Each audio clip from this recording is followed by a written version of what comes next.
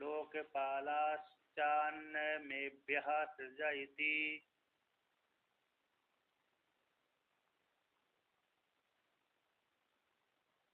तो यहाँ पर श्रुति कहती है और ईश्वर कृष्ण अलग अलग दिए हैं और मतलब व्याख्यान अलग अलग है। तो देखिए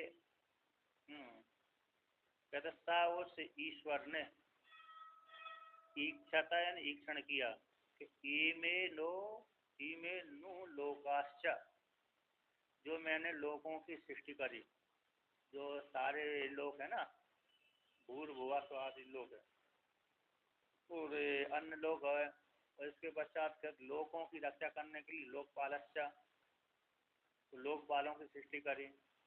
इसके पश्चात कहते हैं अन्नम एभ्यः सृजा, अब इनके लिए मैं अन्न की सृष्टि करूं। तो कहते हैं इस प्रकार से उस परमात्मा ने ईक्षण किया। यहाँ पर जो पुरोडास शब्द आया था ना, तो पुरोडास का पुरोडास का अर्थ होता है अरे जौ का चूर्ण की रोटी बनाना। जौ के आटे की रोटी में पिंड बना करके देवताओं को भोग लगाना। तो चरु का अर्थ होता है अरे बिना बिना कूटे चावल की खीर बना करके देवताओं को भोग लगाना, हवन करना। बिना वैसे ही अग्नि में सिद्ध कर दिया दूध डाल करके, जैसे खीर को चरु बोल दिया। तो खीर बना करके, क्यों खीर को चावलों को तोड़ते नहीं है, पीसते नहीं है, तो बिना चावलों से खीर बना करके भोग लगाना चरु कहलाते। और चरु एक पात्र होता है, उस चरु पात्र के माध्यम से चरु पात्र से भोग लगाते हैं, तो कोई पात्र विशेष होगा उसमें भोग लगाते हैं। इसी चरु के साथ संबंध होने के कारण चरु शब्द प्रयोग कर दिया, क्योंकि चरु नाम की जो पात्र होता है उसमें भोग लगाते होंगे, हवन आहुति देते होंगे, इसलिए वो चरु। और पुरोडास का मतलब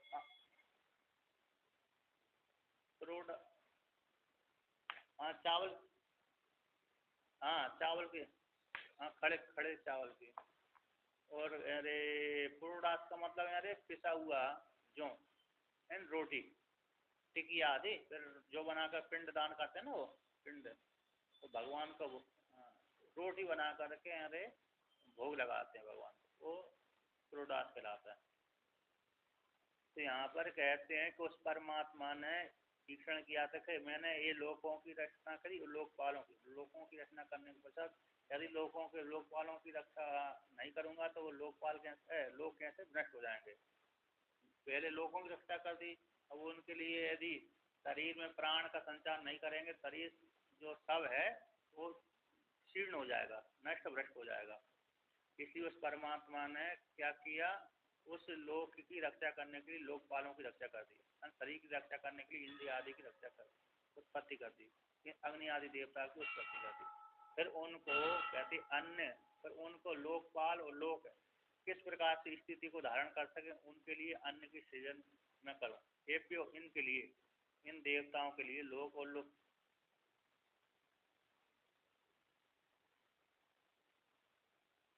ये हो गया था ये, तो ये अन्न आगे चल रहा है ना, अगला मंत्र। तो कहते हैं लोक अन्न उनके लिए, लोक और लोकपालों के लिए अन्न की उसने सृष्टि करी, हम सृजा इति। भगवान भास्कर इसको वर्णन करते हैं, कहते हैं सा एवं ईश्वर ईक्षता, उस सायन ईश्वर ने इस प्रकार से ईक्षण किया। कथम इमे नो लोकाश्च लोकपालाश्च मया सृष्टा अस्नाया पिपासाभ्याम च संयोजिता। कहते हैं इमे, जो मेरे द्वारा लोक और लोकपाल की सृष्टि की है। तो यहाँ पर नु शब्द वितर्कार्थ में स्पष्ट करने के लिए निश्चित रूप से जो मेरे द्वारा लोक और लोकपालों की सृष्टि की गई है वह असना और पिपासा के द्वारा उनको मैंने जोड़ दिया है। अब असना पिपासा के द्वारा जोड़ दिया, भूख प्यास से संयोजित कर दिया है, तो फिर भूख प्यास अन्न नहीं देंगे तो फिर कैसे स्थिति धारण कर सकेगा। यदि परमात्मा पहले से संकल्प करता है कि यहाँ ये मनुष्य बिना अन्न खाए पिए रहेंगे, तब तो कोई समस्या नहीं है। किंतु परमात्मा ने भूख प्यास युक्त कर दिया जीव को, इसके पश्चात उसके लिए जीव के लिए फिर अन्न की सृष्टि व्यवस्था करना ही पड़ेगी। ऐसे योग वाशिष्ठ में आते बहुत जगह कि किसी कुछ लोगों किसी सृष्टि में मैंने ऐसी सृष्टि देखी वहाँ पर पेट ही नहीं होता है, यदि पेट है तो पत्थर का है, इसलिए वहाँ के पुरुष रे भोजन है कर्म करते नहीं, खाते पीते नहीं है, अन्न की जरूरत ही नहीं है। और कहते हैं एक सृष्टि मैंने ऐसे देखी वहाँ पर स्त्रियों का नाम भी नहीं है, अतः स्त्री नहीं होती, मात्र पुरुष ही पुरुष होता है। ऐसे ही वशिष्ठ भगवान ने भुसुंडी से कहा, तो 4-5 प्रकार की सृष्टि का वर्णन किया योग वाशिष्ठ ने।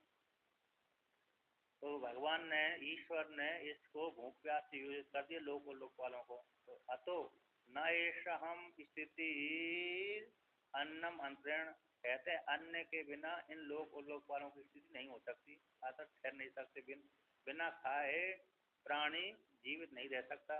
इसलिए तस्मात इस कारण से बिना खाए पिए न रहने कारण अन्नम एभ्यो लोकपालेभ्यः सृजयति, कहते इसलिए इन लोगों के लिए, लोकपालों के लिए यानी चेतनों के लिए, जीवों के लिए, रक्षा करने वालों के लिए मैं अन्न की सृष्टि करूं। एवं ही लोक ईश्वराणाम अनुग्रहे निग्रहे च स्वतंत्रम दृष्टम स्वेषु तद्वन महेश्वरस्य अपि सर्वेश्वरत्वात् सर्वान् प्रति निग्रह अनुग्रह स्वतंत्रम एवं प्रकार जैसे लोक में जो सामर्थ्यशाली वाले ईश्वर हैं, कौन, राजा महाराजा आदि, तो वो निग्रह अनुग्रह में स्वतंत्र देखे जाते हैं अपने किसमें, सेवकों के प्रति, स्वेषु भाई बंधु के प्रति, सेवकों के प्रति, सेना के प्रति निग्रह अनुग्रह में स्वतंत्र देखे जाते हैं। ये दृष्टांत हो गए लोक में, दृष्टांत कहते हैं उसी प्रकार से तद्वत उसी समान महेश्वर से सभी के ऊपर शासन करने वाले ईश्वर का भी सर्वेश्वरत्व होने से सर्वान प्रति संपूर्ण ब्रह्मांड के प्रति निग्रह अनुग्रह में स्वतंत्र ही है। जब सामान्य राजा ही अपने सेवकों के ऊपर निग्रह अनुग्रह करने में स्वतंत्र है, तो जो संपूर्ण ब्रह्मांड की रचना करने वाला है उसके विषय में तो कहना ही क्या है। हाँ, पालन पोषण करने, अनुग्रह कर दिया उसको दे दिया, निग्रह कर दिया उसको हटा दिया। क्योंकि अनुग्रह है ना, अनुग्रह मतलब है दे दिया, धन दे दिया, कृपा कर दी, निग्रह मतलब उसको अरे उपसंहार कर दिया, ले लिया उससे, जैसे किसी ने गलत कार्य किया, राजा ने उसको ले लिया, दंड दे दिया, निग्रह कर दिया, उसके ऊपर दंडित कर दिया, और अच्छा कार्य किया तो उसको पुरस्कृत कर दिया। उसी प्रकार से परमात्मा ने निग्रह अनुग्रह मतलब पुण्य कर्म के द्वारा निग्रह कर दी, अनुग्रह कर दिया, पाप कर्म के द्वारा दंडित कर दिया, इस प्रकार। तो ये होगा। अब दूसरा मंत्र कहते हैं यहाँ पर, सो अपोहो अभ्य तपत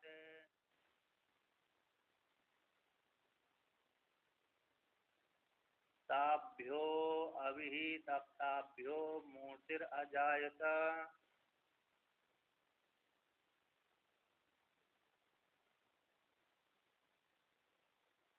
या वैसा मूर्तिर अजायता अन्नम वैतते।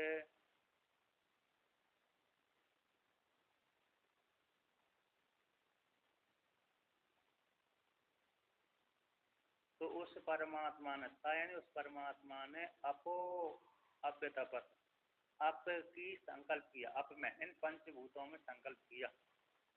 अब यहाँ पर शब्द पंचभूतों के पंचभूतों से अब इसी पंचभूता ने पांचों भूतों में संकल्प किया, विचार किया, तप किया, तप रूप विचार किया। तो तप रूप विचार करने के पश्चात ताभ्यो उन पंचभूतों से, अभी तप ताभ्यो जो जिनके ऊपर तपन किया था, विचार किया था, संकल्प किया था, ऐसे उन पंच महाभूतों से मूर्ति अजायता अन्न रूप मूर्ति की उत्पत्ति हो गई। कहते हैं या भाई शाह मूर्ति, ये जो वही मूर्ति है, अजायता अन्नम बेतत है, जो हमारे सामने क्यों भ्री आदि देख रहे हैं, यही है मनुष्य आदि के लिए, मनुष्य आदियों की अन्नभूत भ्री आदि उत्पन्न कर दिए परमात्मा ने। टीका में वर्णन किया है कि एतेभ्यो, अच्छा मूल में, अच्छा मूल टीका में आएगा, बाद में आएगा। तो उस परमात्मा ने जो देख रही सामने जो अन्न भ्री चावल आदि है ये मूर्ति रूप से उत्पन्न करती है, वो अन्न, अन्नम वही तत्व अन्न है। तो यहाँ पर कहते हैं चर अचर जल भूतों के लिए, चर के लिए और अचर रूप से वो अन्न पैदा किया। तो भगवान भाषा इसका व्याख्यान करते हैं, सा ईश्वरो अन्नम शीर्षुष सा एव पूर्वोक्ता अप उद्देश्य अप्य तपत है। उस ईश्वर ने अन्न की सृष्टि करने की इच्छा से, शीर्षुष शब्द है सृष्टि करने की इच्छा से, अन्न प्रत्यय कर दिया। शिक्षुम इच्छति थी शिक्षा, कहते सृष्टि करने की इच्छा से उस ईश्वर ने सा ए पूर्वोक्त जो पंचभूत हैं, सा यानी जल का वाचक है, पूर्वोक्त जल, जल यहाँ पर पंचभूतों का वाचक है, ना कि सामान्य जल। एक ही अकेले जल अकेले तत्व नहीं है, पूरे पंचभूत है। उन पंचभूतों से उद्देश्य करके कहते अभ्यतापत, उसमें उन्होंने संकल्प विचार किया परमात्मा ने। तो यहाँ पे कहते अरे अभ्यतापत कहते हैं ताभ्यो अभितप्तस्या अभितप्ताभ्य उपादान भूतेभ्यो मूर्ति गंधूपम धारण सामर्थ्यम च चराचर लक्षणम अजायता उत्पन्नम अन्नम बही तन मूर्ति रूपम या बही स मूर्ति अजायता। कहते उस परमात्मा ने पंचभूतों में जो संकल्प किया था, तब रूप विचार किया था। तो तब रूप विचार करने के पश्चात उन उपादान भूतों से, पंच महाभूतों से मूर्ति, अन्न रूप मूर्ति को उत्पत्ति कर दी। तो मूर्ति कैसी घन रूप है, ठोस, घन बोलते हैं ठोस को, है ना। नीचे की नीचे एक नीचे होता है घन, ऊपर का घन होता है, नीचे का कूटस्थ होता है, लोहार के पास में है ना। तो नीचे तो नीचे का तो बोलते हैं कूटस्थ, और ऊपर वाले को जिससे मारा जाता है उसको घन बोलते हैं। तो घन के समान ठोस मूर्ति जो धारण कर, अच्छा हाँ, नीचे के न्याय को जो है कूटस्थ शब्द प्रयोग करते हैं, कूटस्थ है वो। तो कहते हैं ये जो घन के समान है, ऊपर का जो ऊपर मारा जाता है ना उससे, वो घन के समान हो गया। ऐसे घन के समान मूर्ति रूप से घन मूर्ति उत्पन्न कर दी, भ्री चावल आदि, ये जो शरीर को धारण करने में सामर्थ्य है। तो चर, जो चर हो गए मूषक है, अचर हो गया मूषक है, बिल्ली है, चूहा है, मतलब वो है, अन्य अन्य जानवर है। तो चर हो गए जानवर और अचर हो गए भ्री आदि, ये लक्षण समुदाय है। ये अन्न रूप से उत्पन्न कर दिया, तन मूर्ति रूपम, ये जो मूर्ति रूप से उत्पन्न हुआ, या वैसा मूर्ति है जो सामान दिख रही सामने, भ्री चावल आदि, चूहा आदि, ये अन्न रूप से पैदा हुए। जीव से जीव भोजनम, जीव का जीव भोजन करा है ना, जीव से जीव भोजनम होता है ना। तो भगवान भास्कर टीका में देखो वर्णन किए, कहते इन पांचों भूतों से मनुष्य आदियों के लिए अन्न भूत भ्री आदि उत्पन्न कर दिए, और मार्दर आदियों के लिए अन्न भूत मूषक आदि पैदा कर दिए। बिल्लियों का भोजन क्या है, दूध तो नहीं है, कहते हैं उसके लिए चूहा ही भोजन है, और पक्षियों के लिए कीड़े मकोड़े भोजन है।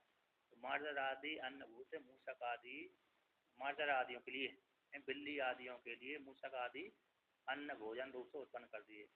ऐसे पर्यालोचन करके संकल्प करके उस परमात्मा सृष्टि करी। मूर्ति शब्द से कर्तरण आदि वाला अभिधान में, अभिधान हो जाने भ्री आदि का ग्रहण नहीं होगा, कहते घन रूपा, काटन रूप है ना, कैसे काटन रूप से उत्पन्न कर दिया। तो यहाँ पर शरीर धारण करने में सामर्थ्य है, शरीर धारण सामर्थ्य में शरीर धारण करने में सामर्थ्य है। और चार शब्द के यहाँ पर टीकाकार ने अर्थ किया था मूषक आदि, आचरण भ्री आदि, ये उत्पन्न उस परमात्मा ने किए। अब आगे करते हैं, अगला मंत्र कहते हैं अब अन्न उत्पन्न कर दिया मनुष्यों के लिए, भ्री आदि उत्पन्न कर दिए, और जानवरों के लिए क्या कर दिए, चूहा आदि, जैसे शेर के लिए जंगली जानवर, कौन हो गया, हिरण हो गया, अन्न हो गया, जो देखे ना जेवरा है, हिरण है, और अन्न है, सुअर आदि है, ये शेर के भोजन है। अब यहाँ पर कहते हैं तद नते सृष्टम परांग अत्ते जिघांसत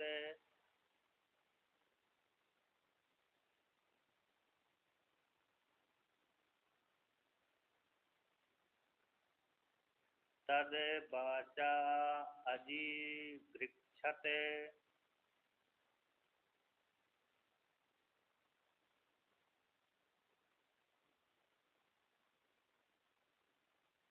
तन्नः शक्नोत वाचा गृहीतुम्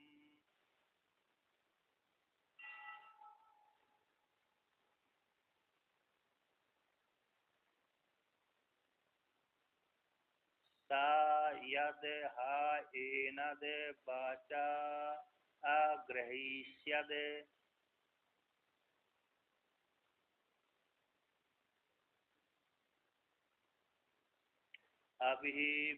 अभिव्याहृत्या हा एव अन्नम अतृप्स्यते।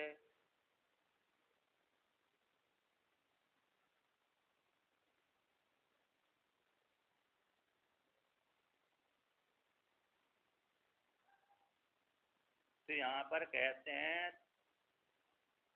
तो वर्णन करते हैं, श्रुति कहती है कि उस परमात्मा ने मनुष्यों के लिए व्रीहि आदि अन्न उत्पन्न कर दिया और जानवरों के लिए, मांसाहारी जानवरों के लिए शाकाहारी जानवर पैदा कर दिए, है ना। शाकाहारी जानवर मांसाहारी जानवरों के अन्न कहलाते हैं। कहते हैं तद वह जो इष्ट अन्न है, हीनत अन्न है ना, कहते इसको, इस जो अन्न हुआ श्रेष्ठ अन्न है, वह अन्नाद को देख करके, अन्न के भक्षण करने वाले को देख करके, परांग अत्य है जिज्ञासत है, परांगन बाहर की ओर, पीछे की ओर, ऐसे ईश्वर ने भोजन के लिए अन्न को खाने वाले देवव्रत यज्ञरथ के सामने रख दिया। यानी शेर के सामने ईश्वर ने हिरण को रख दिया। हिरण, शेर को देख करके हिरण भाग गया। भागक नहीं भागता है, भागता जानता है यदि इसको पास में रहूंगा तो खा ही जाएगा। उसी प्रकार बिल्ली को देख करके चूहा भाग जाता है। कहते जो श्रेष्ठ है तद वह, तद हीन श्रेष्ठ वह है, हीनत है ना, अनवर इसका ये अन्न है जो अन्न किसके लिए रचना की थी कि लोकपालों के लिए ये अन्न सृष्टि किया गया था। तो ऐसे लोकपालों को देख करके, सामने अन्न का भक्षण करने वाले लोकपालों को देख करके, अभिमुख सामने देख करके, वह अन्न जो श्रेष्ठ अन्न है, परांग यानी पीछे, उनके विपरीत अत्य जिज्ञासा, उसने जाना कि ये भोक्ता है, मेरे को भक्षण कर लेगा, इसलिए भक्षण कर लेगा, तो उस भोक्ता को देख करके भाग गया। खाने की इच्छा से उसने उसको हाथ बढ़ाया। शेर ने अथवा चूहा, शेर ने अथवा बिल्ली ने हिरण को, चूहा को पकड़ने के लिए हाथ बढ़ाया। तो जैसे ही उसने देखा कि ये तो मेरा काल है, तो काल को देख करके वह चूहा और हिरण भाग गए। परांग अत्य जिज्ञासत, अतिक्रमण करके भोक्ता को देख करके भाग गए। जिज्ञासन खाने की इच्छा कर रहा है ना, अतीन। तो जो मेरे अभी कहते हैं जिज्ञासत है, अति गंतुम इच्छत, मतलब उस खाने की इच्छा करने वाले उसको देख करके पलायतुम प्रारब्धता, वो भाग गया। कहते अब जब भाग गया, अन्न भाग गया, भोक्ता ने देखा ये तो मेरे पास में ईश्वर ने अन्न दिया था मेरे को खाने के लिए, री आदि तो नहीं भाग सकते, चावल आदि वो तो जड़ है, किंतु चेतन तो भाग ही जाएगा, तो उस मूसक आदि भाग जाएगा, इसलिए उपलक्षण है। तो कहते हैं देखा कि यार उस यज्ञदत्त ने देखा, यानी शेर ने देखा कि शेर अथवा यज्ञदत्त अथवा लोकपालों ने देखा कि अन्न तो भाग गया, उस अन्न को उसने पकड़ने की कोशिश करी। कौन ने? लोकपालों ने, शेर ने, शेर अथवा लोकपाल अथवा सारे अभिमानी देवताओं ने उस अन्न को पकड़ने की कोशिश करी। कहते उस अन्न को, तदेन उस अन्न को उन लोकपालों ने बाचा अजीक्षत, तो बाणी के द्वारा उसको पकड़ने की कोशिश करी। तो बाणी के द्वारा मैं उसको खा लूँ, पकड़ लूँ, पार कर लूँ। सत्य न असक्नोत बाचा गृहीतुम, कहते उस अन्न को, कहते न असक्नोत, समर्थ नहीं हुए, सक्नोत समर्थ, न असमर्थ, असमर्थ, समर्थ नहीं हुए थे। कैसे? बात है वाणी के द्वारा घृतुम ग्रहण करने के लिए, भक्षण करने के लिए समर्थ नहीं हुए। मतलब वाणी से अन्न नहीं पकड़ाया गया। कहते हैं यदि पकड़ लिया जाता तो क्या होता, कहता यद हा एनत वाचा अग्रह्य अग्रह्यश्चद कहते हैं। तो यहाँ पर कहते हैं तब है विराट, साकाट विराट यानी लोकपाल आदि जो देवता है ना, हिरण्यगर्भ से उत्पन्न होने वाले ईश्वर के द्वारा हिरण्यगर्भ से उत्पन्न होने वाला जो विराट है, यह विराट यदि, यद शब्द यहाँ पर यदि का वाचक, यदि हाँ निश्चित रूप से इत्यादि शब्दों के इस अन्न को वाणी के द्वारा अब यदि घृत कर लेता, यदि पकड़ लेता, बोल करके अभी अभी व्याहृत्या कहते बोल करके ही उस अन्न को यदि घृत कर लेता वह विराट है, तो एव अन्नम अतृप्स्यत, तो फिर जब वो वाणी के द्वारा बोल करके ही घृत कर लेता, पकड़ लेता, तो हर प्राणी आज भी वाणी को बोल करके ही तृप्त हो जाते। फिर आप सभी को नौकरी करने की जरूरत नहीं थी, है कि नहीं। तो कहते हैं आदि कारण में, आदि जो कारण था कौन, विराट, विराट ने उस अन्न को पकड़ने की कोशिश करी थी वाणी के द्वारा। तो वाणी के द्वारा मैं इसको भक्षण कर लूँ, पकड़ लूँ, ग्रहण कर लूँ, निवृत्त हो जाएगी। कहते हैं किंतु कहते हैं हा एव अन्नम अतृप्स्यत, कहते उसने यदि वो वाणी को बोल करके आदि में शुरू में ही विराट रूप है ईश्वर, इसको पकड़ लेता, अन्न को ग्रहण कर लेता, तो वर्तमान काल में भी व्यक्ति उस अन्न को बोल करके तृप्त हो जाते, है ना। ये अन्न आजा मेरे मुख में आजा, बस इतना बोलते। जैसे ब्रह्मलोक में व्यवस्था है, कहते जल आजा, जल आनाया, जलम आनाया, जल ऐसा बोलती जल आ जाएगा। कुआ के पास कुआ है नीचे, ऊपर नीचे पानी है, तो जलम आनाया तो ऊपर कुआ आ जाता है, जल ऊपर आ जाता है। अरे भोगम आनाया, तो भोग उपस्थित हो जाते हैं वहाँ ब्रह्मलोक में, जैसे संकल्प करते हैं। किंतु यहाँ पर पृथ्वी लोक में ऐसा नहीं है। कहते यदि विराट को यदि वाणी के द्वारा ही अन्न की प्राप्ति हो जाती, तो फिर वर्तमान काल के जीव भी उसी प्रकार से बोल करके ही अन्न को खा करके तृप्त हो जाते, किंतु ऐसा नहीं हुआ। इसलिए अन्न का, वाणी का विषय अन्न नहीं है, अर्थात वाणी के द्वारा अन्न तृप्ति नहीं होती, वाणी का विषय नहीं बनता, वाणी का विषय तो शब्द ही बनता है। अब भगवान भास्कर इसका व्याख्यान करते हैं, कहते हैं तद एनते अन्नम लोकपालानाम अर्थे अविमुखे सृष्टम तद यतः मूषकादिर मर्जरादि गोचरे सन मम मृत्युर अन्नादः इति मत्वा परांगंचति परांग तद अत्रीन अतीत्य अजिघांसद अति गच्छुतुम यक्षत पलायितुम प्रारभ्यता इति अर्था। कहते हैं तद है जो सृष्टन हे अन्न को, कहते हैं उस आदि ईश्वर ने इस अन्न को, लोकपालों ने, कहते अन्न को कहते हैं लोकपालाना, लोकपालों के लिए उस ईश्वर ने अभिमुखी श्रेष्ठ अन्न की सृष्टि करके लोकपालों के सामने रख दिया।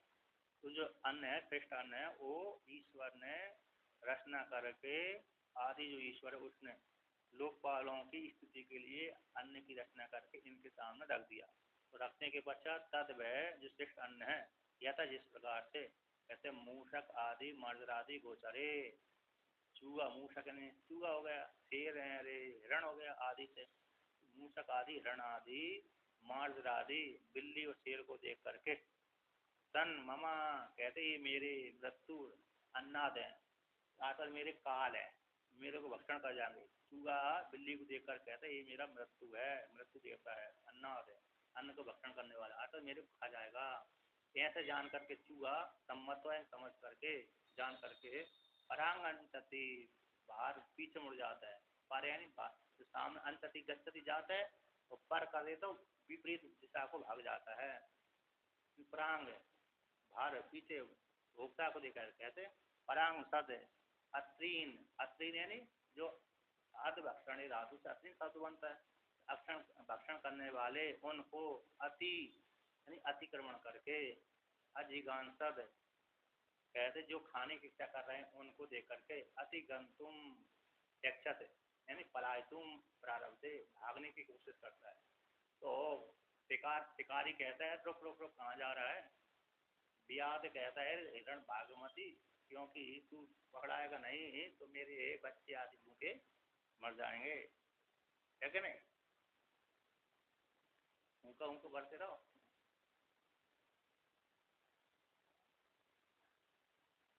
अच्छा अच्छा। तो देखिए यहाँ पर इस प्रकार से अन्य अपने स्वामी को देख, अपने भोक्ता मृत्यु को देख करके भाग जाता है। तो इस प्रकार से अब आगे कहते हैं तद अन्न अभिप्राय मत्वा लोकपाला लोकपाल संघात कार्य कारण कार्यकरण कार्य कारण लक्षण पिंड अथवा कार्यकरण लक्षण पिंड कृतमजत्वात् अन्यांश्च अन्नादान अपश्यन् तद अन्नम वाचा बदन व्यापारेण अधिगृह्यत गृहीतुम यक्षत तद अन्नम न तकनोत न समर्थो अभवत वाचा बदन क्रिया गृहीतुम उपादातुम। कहते हैं तद उस अन्न के अभिप्राय को जान करके तब उस लोकपाल ने, यहाँ पर कहते हैं उस लोकपाल ने क्या किया कि लोकपाल के सोचता क्या कार्यकरण संघात लक्षण वाला पिंड यानी ब्राट। तो कार्यकरण लक्षण वाले जो पिंड ब्राट है जो प्रथम जात है, प्रथम से उत्पन्न हुआ है यानी हिरण्यगर्भ से उत्पन्न हुआ, क्योंकि पहले हिरण्यगर्भ आएगा फिर विराट का नंबर आता है। सबसे पहले माया को ब्रह्म निर्गुण निराकार परमात्मा रहता है। जब वह निर्गुण निराकार परमात्मा माया को स्वीकार करता है, उसकी शक्ति स्वीकार करता है, उसी समय उसकी ईश्वर संज्ञा हो जाती है। उस ईश्वर ने माया अपनी शक्ति को लेकर के, माया की शक्ति को लेकर के हिरण्य पंचभूतों को उत्पत्ति करके पंचीकरण करके हिरण्यगर्भ की उत्पत्ति करी। उस हिरण्यगर्भ से फिर विराट की उत्पत्ति होती है। ऐसे प्रथम जात से अन्यांश अन्यों को अन्नदानान, अन्नदान अन्न का भक्षण करने वालों को, अद भक्षण धातु से अद बनता है, अदान आदन कहते अन्न को यानी अन्न के भक्षण करने वालों को अपश्यंस दूसरों को न देखता हुआ। ऐसा जो पिंड है उस पिंड ने विराट ने अन्नम वाचा कहते अन्न को वाचन वाणी के द्वारा, तो वाणी के द्वारा मतलब बदन व्यापारण, बदन व्यापार मतलब बोलने के व्यापार से अधिगृक्षत अधिगृक्षकार कहते गृहीतुम यक्षत वाणी के द्वारा ही उस अन्न को ग्रहण करने की इच्छा करी। तद वे अन्न न सकनोत वाणी के द्वारा पकड़ाया नहीं गया, अतः न समर्थो अभवत समर्थ नहीं हुई वाणी उस अन्न को ग्रहण करने में। तब वाणी यानी बदन क्रिया के द्वारा गृहीतुम उपादातुम बदन क्रिया के द्वारा वह अन्न को ग्रहण करने की इच्छा करी थी, किंतु वह अन्न उस वाणी के द्वारा गृहीत नहीं हुआ। इस प्रकार से वर्णन किया। तो आगे कहते हैं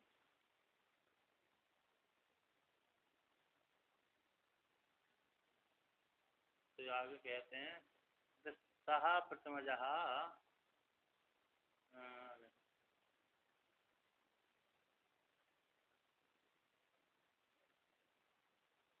तो यहाँ पर वर्णन करते हैं कहते सा प्रथमजः शरीर ही यदि यदि यदि यदि आएनद वाचा अग्रहीष्यद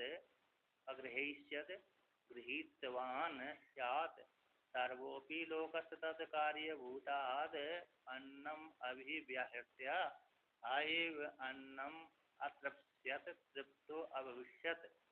कहते हैं सा जो प्रथम उत्पन्न हुआ है देहधारी विराट है ना, तब यदि देहधारी प्रथम जो उत्पन्न हुआ देहधारियों में के मध्य में वह यदि यानी यदि निश्चित रूप से अन्नम को वाचन वाणी के द्वारा अग्रहीष्यत ग्रहण कर लेता गृहीतवान, यदि वह विराट शरीर है, विराट शरीर ही विराट है प्रथम जो उत्पन्न हुआ है सभी देहधारियों से, वह यदि वाणी के द्वारा इस अन्न को ग्रहित कर लेता विद्वान तो सर्वोपि लोका, तो जितने भी जीव हैं पृथ्वी लोक उत्पन्न हो गए, अन्न लोक उत्पन्न हो गए, उसे विराट के कार्यभूत है।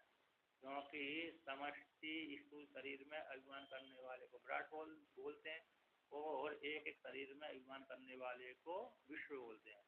उस विराट के ही ये कार्यभूत जीव हैं, स्थूल शरीर वाले जीव हैं। कहते हैं लोग तत् कार्यभूत होने से अन्नम अभिहृत्य, अन्न को बोल करके, अभिहृत्य बोल करके विचार करके, अयव अन्नम, इस अन्न को अतृप्यत तृप्त भविष्य तृप्त हो जाते, किंतु ऐसा हुआ नहीं। न चेतद अस्ति अतो न शक्नोत वाचा घृतुम इति अवगच्छामा पूर्वजों की।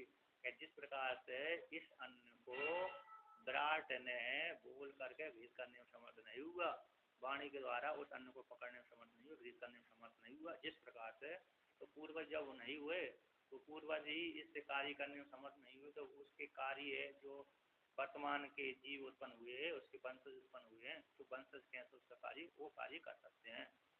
कहते हैं जैसे जिसके पूर्वज ने जो काम किया था उसी काम को उसके वंशज कर लेते हैं, अब जो काम पूर्वजों ने किया ही नहीं उस काम को उसके वंशज नहीं कर पाते। इसलिए पूर्वजों का हिरण्य विराट ने उस वाणी के द्वारा बोलने अन्न को बोल करके पकड़ने में समर्थ नहीं हुआ, उसी प्रकार से वर्तमान के जीव भी बोल करके अन्न को ग्रहण करने में समर्थ नहीं होते। नहीं, यदि विराट यदि ग्रहण करने में समर्थ हो जाता तो अभी वर्तमान वाले व्यक्तियों को फिर तो अन्न की जरूरत ही नहीं रहती, फिर तो मान लो कमाने धमाने की जरूरत ही नहीं रहती। समानम उत्तम, और थाली लग के आ जाती है, से विवाह जिसने कर लिया है तो बोल देने पर आ जाती है। तो आगे कहते हैं, तो अब उसी का भगवान भास्कर कहते हैं अन्यम समानम उत्तम, आगे भी उसी प्रकार से तो कहते हैं तत् प्राणेन अधिगृक्षते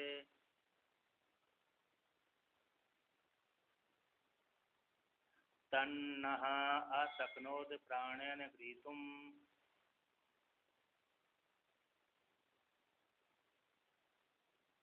सः यद् एनत् प्राणेन अगृह्यस्यत्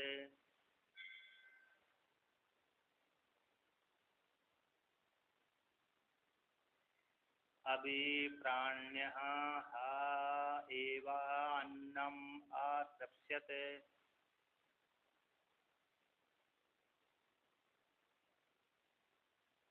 तो यहाँ पर कहते हैं कि उस पुरुष ने, कहते तत् पुरुष ने प्राणेन अधिगृत, कहते उस पुरुष ने प्राण के द्वारा, मतलब विराट ने, इसने विराट ने अन्न को प्राणन अधिगृत, प्राण मतलब घ्राण इंद्रिय के द्वारा उस बोल करके सूंघ करके, घ्राण इंद्रिय का करती है सूंघना कार्य करते ना, तो सूंघ कर करके अन्न जैसे चीटियां है ना, सूंघ करके पहुंच जाते कि हाँ मीठा है यहाँ पर नहीं है, उसी प्रकार से ग्रहण उस विराट ने सूंघ करके उस अन्न को पकड़ने की इच्छा करी। अजिगृत छत है ग्रहण करने की, गृहीतुम क्षति ग्रहण करने की इच्छा करी, तन्ना तत् है उस अन्न को न शक्नोत है जो समर्थ नहीं हुआ प्राप्त करने में, प्राण है ग्रहण इंद्रिय के द्वारा गृहीतुम ग्रहण करने की समर्थ नहीं हुआ।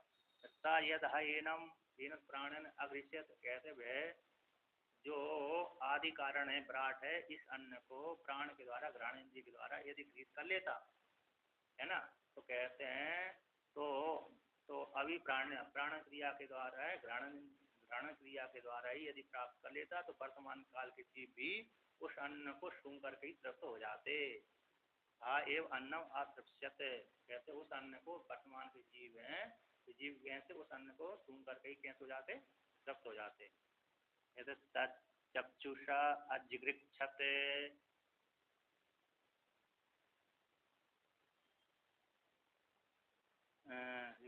तन्नः शक्नोत् चक्षुषा गृहीतुम् स यद् एनत् चक्षुषा अगृह्यत्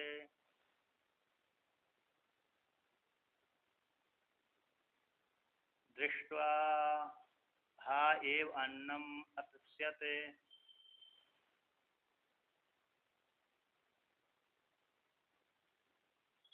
कहते हैं वह तच उस विराट ने चक्षु के द्वारा उस अन्न को ग्रहण करने की इच्छा करी कि तत् उस अन्न को ना सपनो चक्षुषक तुम अन्न को चक्षु के द्वारा देख करके ग्रहण करने में समर्थ नहीं हुआ। कहता यदि मूल कारण कहते विराट यदि इस अन्न को चक्षु के द्वारा ग्रहण कर लेता है ना, तो देख करके ग्रहण कर लेता तो वर्तमान काल के जीव भी उस अन्न को देख करके तृप्त हो जाते। जैसे रूप को देख करके प्रसन्न हो जाते व्यक्ति, उसी प्रकार से देख करके तृप्त हो जाते। तत् श्रोत्रेण अजृक्षत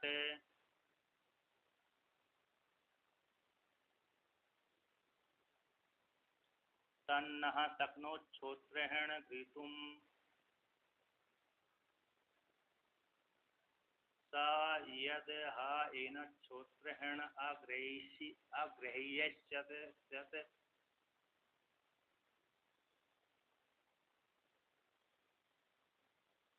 श्रुत्वा हा एव अन्नम् अदृश्यते।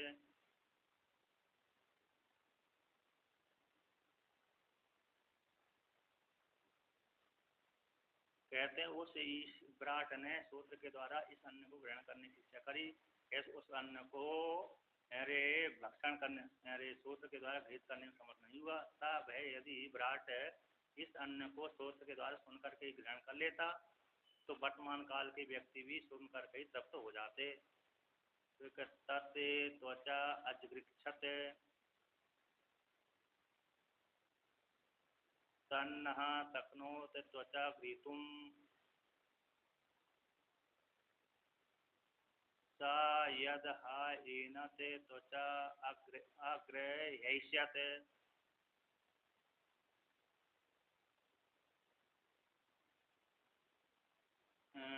स्पृष्ट्वा हा एव अन्नम् अदृश्यते।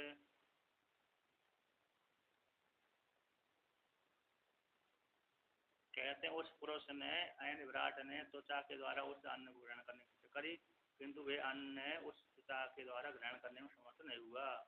ऐसा वे यदि विराट इस अन्न को स्पर्श के द्वारा ही ग्रहण कर लेता तो वर्तमान काल के जीव भी स्पर्श से अनुभव करके ही अन्न से तृप्त हो जाते, किंतु ऐसा हुआ नहीं। तन मनसा अजिगृक्षत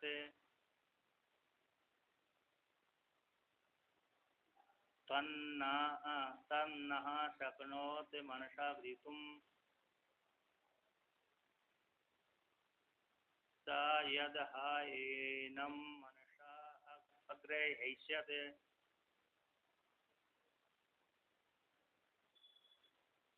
ध्यात्वा हा एव अन्नम् अतृप्स्यते।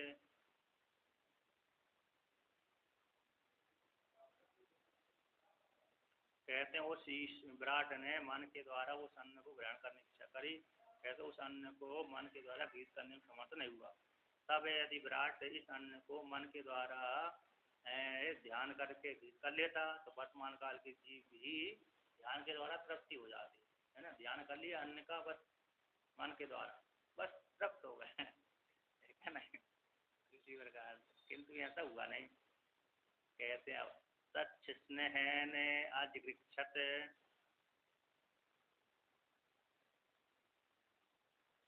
तन्ना शक्नोच्छ्नेहेन गृहीतुं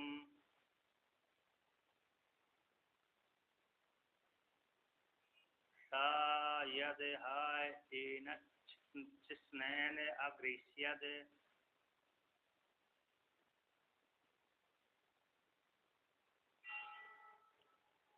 विसृज्य हा एव अन्नम् अतृप्स्यते।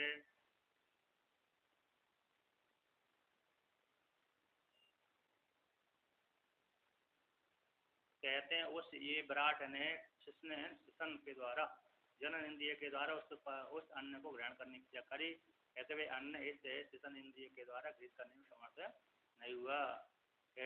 तब है आदि कारण विराट यदि इस अन्न को प्रजनन इंद्रिय के द्वारा यदि ग्रहित कर लेता तो वर्तमान काल के जीव भी त्याग के द्वारा ही अन्न को है ना, त्याग के द्वारा अन्न को तृप्त हो जाते हैं। विसर्जन त्याग, त्याग करके ही अन्न से जीव वर्तमान काल के जीव कैसे हो जाते तृप्त हो जाते।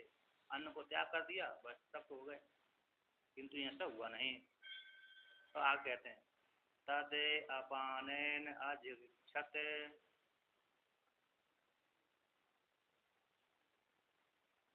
तदह वयत स एषो अन्नस्य गृहो यद वायुरन्नायुर्वा एष यद वायुः।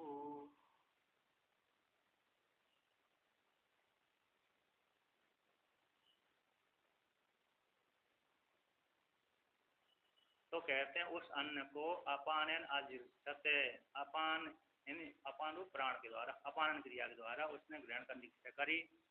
कहते तद उस अन्न को आवयत, उसने अपान इंद्रिय के द्वारा उसको विदित कर लिया। कहते सा येषो, सा ऐसा जो अपान है अन्न से ग्रह, अन्न को ग्रहण करने वाला है, अर्थात प्राण का ही भोजन है अन्न, क्योंकि भूख प्यास किसको लगती है? अन्न को लगती है। इसलिए भूख प्यास अन्न को प्राण को, भूख प्यास अन्न प्राण को लगती है, तो प्राण ने उस अन्न को ग्रहण कर लिया। इसलिए प्राण रूप जो अपान क्रिया है, अपान क्रिया है उसने, क्योंकि मुख में डालेगा व्यक्ति, यद्यपि ऐसा नहीं से रखेगा थाली तो नहीं करेगा, लेकिन वो मुख में ले जाएगा तो अंदर ले जाएगा, है ना। जब तक मुख में नहीं जाएगा तब तक प्राण भी नहीं खींच सकता। तो इसने जैसे मुख के छेद में ले गया अन्न को व्यक्ति, तो वहां पर अंदर चला गया। तो ये प्राण का ही अन्न है। अन्न से ग्रह, अन्न का ग्रह है। यद वा आयुर, यद वायुर, यद जो वायु है वह अन्नायु, अन्न के साथ संबंध होने वाली है कि अन्न के बिना वायु नहीं रह सकती। यदि जीव भोजन नहीं करेगा तो प्राण निकल जाएंगे, है ना। अन्न आयु का अर्थ है अन्न बंधन वाला, यानी अन्न को लेकर के जीवन धारण होता है। अन्न व्यक्ति नहीं खाया तो मर जाता है, भूख प्यास से नहीं, भोजन नहीं किया, जल नहीं पिया तो व्यक्ति मर जाएगा। बहुत से 15-20 दिन रह सकता है, इसके बाद नहीं रह सकता। सामान्य व्यक्ति तपस्या वाले तो कभी कभी 10-10, 20-20 हजार रह जाते, वो योग बल रहता है ना। उनका ये बात नहीं, सामान्य व्यक्तियों की चर्चा होती है। न्याय सामान्य पे चलता है, विशिष्ट पे न्याय भी नहीं चल पाता कभी कभी, ठीक है ना। तो कहते हैं वा ऐसा यस है, हाँ इस अभी इसका भाष्य थोड़ा सा 2 पंक्ति 3 पंक्ति भाष्य है। कहते हाँ हाँ हाँ 10 तक कहते वा ऐसा यद वायु, व्यय निश्चित रूप से ऐसा यद वायु, ये वायु ने ही इस अन्न को विदित किया गया। ये प्रसिद्ध जो वायु है वो हमारे प्राण का अभिमानी देवता है। अब भगवान भास्कर इसका व्याख्यान करते हैं, कहते हैं ये प्राणयन, जो प्राण के द्वारा, प्राणयन यहाँ पर घ्राण है, घ्राण प्राण, अभी घ्राण के द्वारा सुन करके प्राण, यहाँ पर टीकाकार कहते हैं प्राणयन, प्राणन है घ्राणयन, अभी प्राण करके, अभी प्राणन करके आप गाय गीत करके कहते चक्षु कहते हैं प्राण। तो यहाँ पर ये जो पहला प्राण है ना, तो पहला प्राण तो अरे घ्राण इंद्रिय का वाचक है, तो घ्राण इंद्रिय के वाचक है, उसको उसके द्वारा तो अरे वो नहीं होता, क्या नहीं होता, अन्न का भक्षण नहीं होता। सूंघ करके व्यक्ति अरे सूंघ करके है ना व्यक्ति तृप्त नहीं होता, क्या मुख में जब तक नहीं जाएगा तब तक प्राण अपान क्रिया नहीं करेगा ना, तब तक नहीं जाएगा। इसलिए जो प्राण शब्द है यहाँ पर घ्राण का वाचक, घ्राण इंद्रिय का वाचक है। घ्राण इंद्रिय से पेट नहीं भराता, घ्राण इंद्रिय से सूंघ करके पेट नहीं भराता। कहते देवता तो सूंघ करके पेट भर लेते हैं, कि देवताओं के भाव अदृश्य शक्ति वाले होते हैं ना, वो खा जाते हैं। तो कहते हैं मतलब वो दिव्य शक्ति वाले हैं, वो उनके पास में वो सूंघ करके तृप्त हो जाते हैं। न देवा संति न पिबंती दृष्टव्य प्रप्यंती, एक श्रुति आती है, देवता न असंति न पिबंती दृष्टव्य प्रप्यंती। कहते एक जगह एक श्रुति आती, ना देवता खाते ना पीते, कैसे तृप्त होते हैं, क्या देख कर तृप्त हो जाते हैं, जो मंत्रवाण की देवता। कहते हैं दूसरी श्रुति आती है, क्या देवता खाते हुए पीते हैं, सभी करते हैं। इस प्रकार से कहते प्राण के द्वारा, चक्षु के द्वारा, सूत्र इंद्रिय के द्वारा, त्वचा के द्वारा, मन के द्वारा, और शिष्ण इंद्रिया के द्वारा, सृजन इंद्रिया के द्वारा, तत्त इंद्रियों के द्वारा, तत्त तेन कर्णन, कर्ण व्यापार के द्वारा अन्नम घृतुम असक्नुवन, कहते अन्न को ग्रहण करने में विराट समर्थ नहीं हुआ। इसके पश्चात, पश्चात जब इन इंद्रियों सारे प्राण को छोड़ करके अपान, अपान रूप वायु छोड़ करके वहां सारी इंद्रियों को त्याग कर दिया, हट गया। इसके पश्चात अपानैन, तो अपानेन वायुना मुख छिद्रेण तद अन्नम अजिगछत। कहते उस अपान के द्वारा, अपान रूप वायु के द्वारा मुख छिद्रेण, मुख में छेद है ना, जब मुख वाले क्षेत्र के द्वारा, केवल नाक वाले से नहीं होगा। कभी कभी व्यक्ति नाक से दूध पी लेते हैं ना, पानी पी लेते हैं, दूध पी लेते हैं। अगर जो नाक से दूध पीता है तो उसको भोजन करने की जरूरत नहीं रहती। वो व्यक्ति नाक से दूध पी करके वो इतनी पावर शक्ति ले लेता है, भोजन जो पेट में भोजन करना है ना, वो शक्ति मुख के द्वारा भोजन करेगा, वो दूध एक गिलास दूध से ही वो उतनी शक्ति ले लेता है, नाक के द्वारा पिएगा तो। कहते अपान वायु मुख छिद्र के द्वारा तद वर्णम अजिगछत, उस अन्न को उसने ग्रहण कर लिया। तद ग्रहण करना चाह, अजिगछत ग्रहण करने की चेष्टा करी। तद उस अन्न को आवायत है कि तद अन्नम एव जग्राहिष्यवान, उस अन्न को उस अपान रूप है, अपान के द्वारा, अपान रूप वायु के द्वारा उस परमात्मा, उस विराट ने जग्राहिष्यवान ग्रहण कर लिया, खा लिया, भक्षण कर लिया। अपान के द्वारा ग्रहण कर लिया, प्रमुख में अंदर ले गया। असितवान, अस धातु अस भोजने है, तो उसको प्राप्त कर लिया, खा लिया, भक्षण कर लिया। तो यहाँ पर कहते हैं मुख टीका में वर्णन किया था, मुख छिद्रेण अंतर्गच्छता वायु, भीतर गई वायु के द्वारा। कहते हैं इस जिस हेतु से, अब आप कहते हैं जिस हेतु से अपान क्रिया के द्वारा, जिस कारण से अपान के द्वारा अन्न को असितवान, जिस प्रकार से विराट ने अपान के द्वारा अन्न को भक्षण कर लिया, जिस हेतु से उसी कारण से ही येषो अपान वायुर है, जो अपान वायुर है, अन्न ग्रोह एंड अन्न ग्राहका इति हेतु, अन्न को ग्रहण करने वाला है, अन्न का भक्षण करने वाला है। कहते यद वायुर,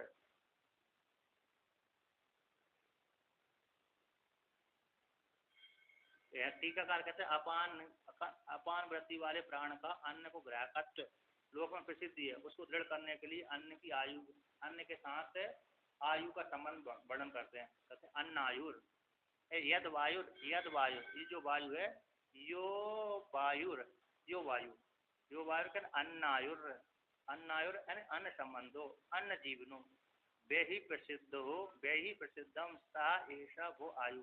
कहते जो वायु है, यद वायु यानी यो वायु, जो वायु है अन्न आयु, अन्न के साथ संबंध होने वाली है, अन्न बंधन वाली है, यानी अन्न जीवन वाली है, बेयन प्रसिद्ध रूप से। ऐसा यो वायु है, जो वायु अन्न के साथ संबंध होने वाली है। एक श्रुति आती है टीका में वर्णन की, अन्नम दामा, दामिन रस्सी, अन्न के द्वारा संबंध, अन्न के द्वारा बंधा रहता है। इसी दूसरी श्रुति से, बृहद्रण्य उपनिषद की श्रुति से अन्न का अन्न आयुष्तत्व प्रसिद्ध, अन्न संबंध, अन्न कैसा है, अन्न प्राण कैसा है, अन्न रस्सी वाला, अन्न बंधन वाला है, अन्न के साथ संबंध होने वाला है प्राण। अतः प्राण का संबंध अन्न से होता है। यदि व्यक्ति अन्न खाता है तो प्राण टिके रहते हैं, यदि प्राण जीव व्यक्ति अन्न को नहीं खाएगा तो प्राण निकल जाते हैं, ठीक है ना। इसलिए जो वायु कैसी है, अन्न बंधन वाली, अन्न के साथ संबंध होने वाली, अन्न रूप जीवन वाला प्रसिद्ध लोक में, इस प्रकार से